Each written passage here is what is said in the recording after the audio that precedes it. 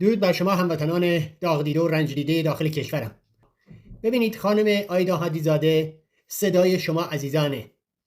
این خانم دختر ایرانه و این نمیذاره روی خون ریخته شده بچه های شما رقاصی بکنه و جشن و سرور دهه فجر و دهه زجر و 22 بهمن اینها رو برگزار بکنه. آیدا حدیزاده سیاستمدار ایرانی تبار اهل فرانسه است. او عضو حزب سوسیالیست فرانسه و در انتخابات مجلس فرانسه در سال 2024 به عنوان نماینده حوزه والدواز انتخاب شده.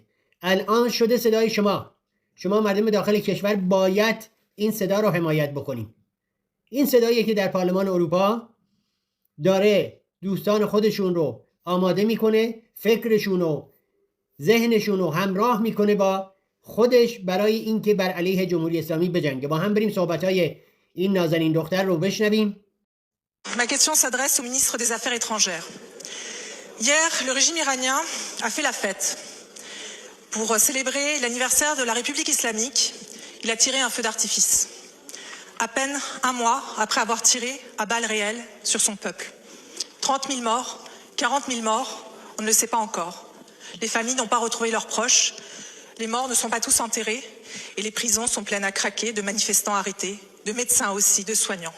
Leur seul crime, vouloir vivre libre, vouloir vivre digne, vouloir vivre débarrassé des tyrans.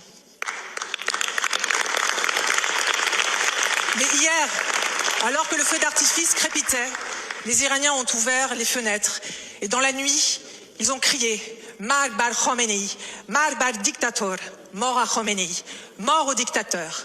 Alors au grand peuple d'Iran, je veux dire ceci, car j'en ai la certitude, le peuple français et ici ses représentants, nous sommes à leur côté, nous ne les oublions pas, nous voyons leur peine, nous connaissons leur douleur et nous sommes debout à leur côté plus que jamais.